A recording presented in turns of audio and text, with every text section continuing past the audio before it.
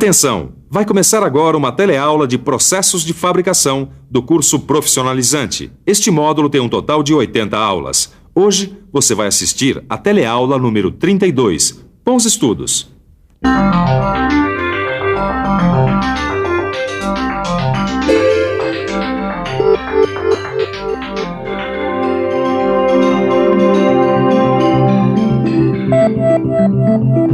Oi, você sabe o que é isso aqui? Sei. Isso é uma porca e um parafuso. Uma porca e um parafuso. Um parafuso e uma porca.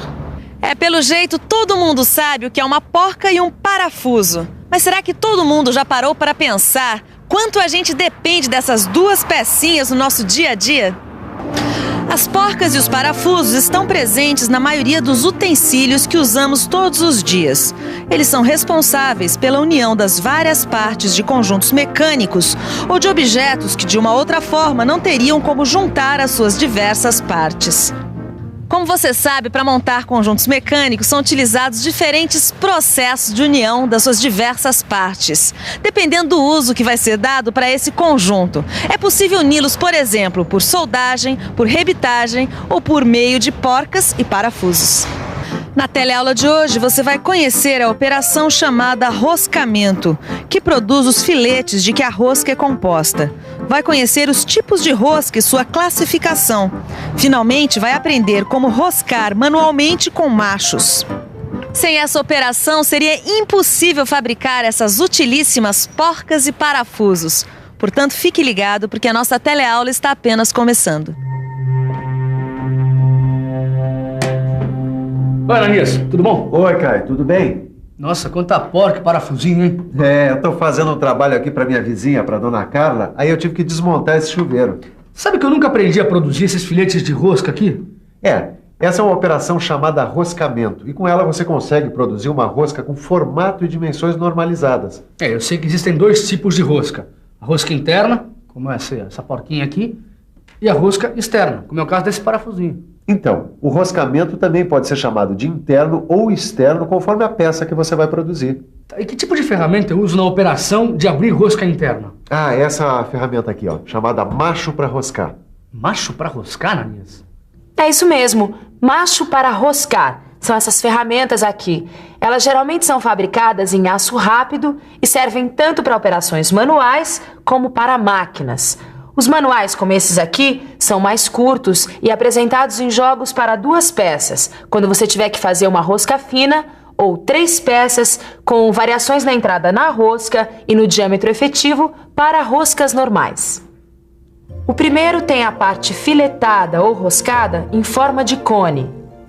O segundo tem os primeiros filetes em forma de cone e o restante em forma de cilindro. O terceiro é todo cilíndrico na parte filetada. Os 2 primeiros são para desbaste, o terceiro é para acabamento. Os machos para roscar à máquina são apresentados em uma peça e têm o comprimento total maior do que o macho manual. Os machos para roscar são caracterizados pelos seus sistemas de rosca, que podem ser métrico, baseado em milímetros, Whitworth, baseado em polegadas, e americano, também baseado em polegadas. Os machos são caracterizados também pela aplicação, que é de roscar peças internamente, pelo passo, que é medido pelo sistema métrico decimal ou número de filetes por polegada, o que indica se a rosca é normal ou fina, pelo seu diâmetro externo ou nominal, que é o diâmetro da parte roscada, pelo diâmetro da espiga ou haste cilíndrica, que indica se o macho serve ou não para fazer rosca em furos mais profundos. E, finalmente, pelo sentido da rosca, à direita ou à esquerda. Ananias, eu ando reparando e os machos possuem mais de um tipo de canais ou ranhuras, né? É isso mesmo, Caio. Olha, esses canais aqui, eles têm várias funções. Tanto um quanto o outro servem para receber e transportar os cavacos e conduzir os fluidos de corte até o ponto onde os cavacos são formados. Tá bom, mas eu queria ficar um pouco mais por dentro desse assunto.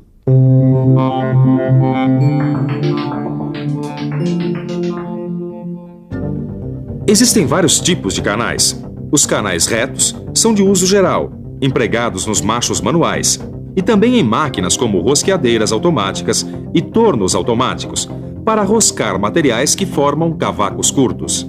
Os canais helicoidais à direita são usados em máquinas e indicados para materiais macios que formam cavacos longos.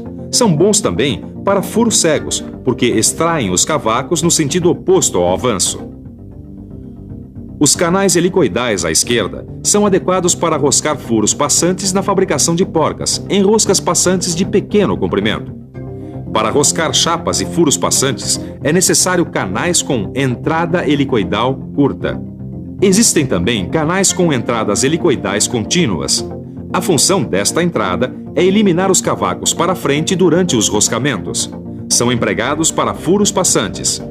Os canais de lubrificação retos, de pouca largura, têm função de conduzir o lubrificante para a zona de formação do cavaco. Finalmente, os machos sem canais. São os machos laminadores de rosca. Trabalham sem cavacos, pois fazem a rosca por conformação. São usados em materiais que se deformam plasticamente. Bem, Tito, roscar manualmente com machos consiste em abrir roscas internas para a introdução de parafusos ou fusos roscados com diâmetro determinado, ou ainda para a fabricação de peças como esse flange, ou porcas ou peças para máquinas em geral. Tudo bem, Silvão, mas antes de eu começar o roscamento, eu preciso verificar o diâmetro do furo, não é isso mesmo? Exatamente, tem que fazer isso cautelosamente, porque se o furo for maior do que o diâmetro correto, os filetes vão sair defeituosos ou incompletos. Agora, se o furo for menor, o que acontece? O macho vai entrar forçado e o fluido de corte não vai penetrar, provocando atrito, ocasionando assim o aquecimento e a dilatação. E você já sabe qual é o resultado disso, né? Bom, deixa eu ver, eu acho que o macho vai ficar travado dentro do furo, não é isso? Exato, e vai quebrar. Para evitar esse problema, você vai consultar tabelas que relacionam o diâmetro da broca que realiza o furo e a rosca que se quer obter. Olha aqui, na haste cilíndrica dos machos estão marcadas as indicações do diâmetro da rosca, o número de filetes por polegada ou o passo da rosca.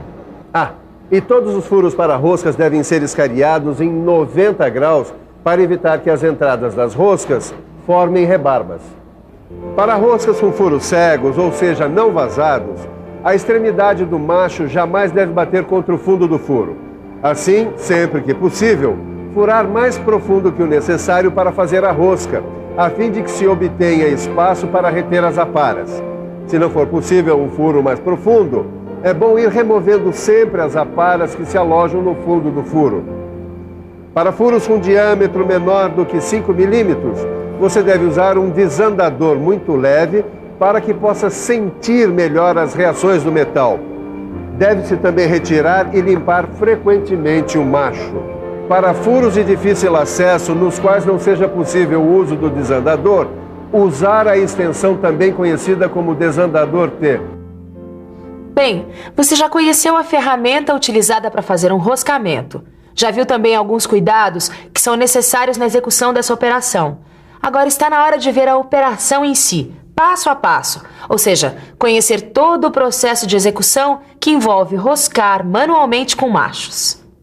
O primeiro passo, você já sabe, é sempre a fixação da peça previamente furada e escariada na morsa, caso haja necessidade. Se possível, mantenha o furo que será roscado em posição vertical. Em seguida, você deve selecionar o macho e o desandador adequados à operação. Não se esqueça de que o tamanho do desandador deve ser proporcional ao tamanho do macho. Coloque o primeiro macho no desandador. Lembre-se também de que os machos devem ser usados na seguinte ordem: o primeiro e o segundo para desbaste e o terceiro para acabamento. O fluido de corte deve ser selecionado segundo as características do material a roscar.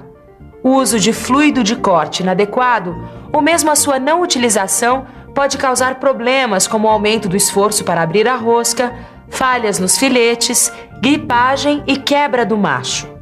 Então inicie o processo de roscamento, introduzindo o macho no furo, exercendo leve pressão sobre ele mesmo, dando as voltas necessárias até que se inicie o corte. Nesse momento, é muito importante verificar a perpendicularidade com o esquadro e, se houver necessidade, corrigir. O macho é introduzido progressivamente por meio de movimentos circulares alternados, ou seja, de vai e volta. Além de facilitar o corte, esses movimentos quebram o cavaco e permitem a entrada do fluido de corte. Ao terminar essa operação, você deve passar o segundo macho. Finalmente, você vai dar o acabamento à rosca, passando o terceiro macho com movimento circular contínuo. Está terminada a operação. E mais um lembrete. Em casos de furos não passantes, gire o macho com mais cuidado ao se aproximar o fim do furo, para evitar que se quebre. Puxa, parece fácil quando a gente vê, hein? Mas precisa ter muita prática, hein, Silva? Na verdade, Tito, o roscamento é uma das operações em usinagem que mais exigem cuidados do profissional. Seja pela dificuldade da remoção dos cavacos ou pela dificuldade de uma lubrificação adequada nas arestas cortantes das ferramentas. Mas como é que a gente faz para diminuir esse tipo de problema? Tomando uma série de cuidados. Por exemplo, escolher material que tenha menor resistência à usinagem, evitando que a profundidade da rosca exceda 1,5 vezes o seu próprio diâmetro, deixando uma folga adequada no caso dos furos cegos. E tem aquilo que você me tinha dito, né? Sobre o furo prévio ter as dimensões especificadas em tabela para cada tipo de rosca. Enfim, Tito, todo cuidado na seleção de ferramentas, do equipamento, da velocidade de corte e do lubrificante. Pois bem, todas essas escolhas devem ser criteriosas. Uma escolha apressada ou descuidada pode estragar o seu trabalho, causando prejuízo e perda de tempo. Mas eu gostei muito dessa operação, Silva. Mas e as roscas externas? Como é que a gente faz para abrir as roscas externas? Calma, Tito, uma coisa de cada vez. Deixa um pouquinho para a teleaula que vem. Seria bom fazer uma revisão de tudo isso. Vamos lá? E atenção, se liga aí que é hora da revisão. Na teleaula de hoje, você viu uma operação conhecida como roscamento, que produz uma rosca com formato e dimensões normalizadas. Aprendeu que a operação de roscamento interno é feita com uma ferramenta chamada macho e conheceu as suas principais características. Constatou que os machos apresentam canais ou ranhuras que têm várias funções. E acompanhou passo a passo todo o processo de execução da operação de roscar manualmente com macho. Apesar de você ter visto na prática a operação de roscar com machos, é muito importante estudar sobre ela. Isso vai ajudar você a fixar gradativamente os fundamentos principais para uma correta execução. Por isso, complemente aí no seu livro tudo que você viu aqui nesta teleaula. Bons estudos e até a próxima!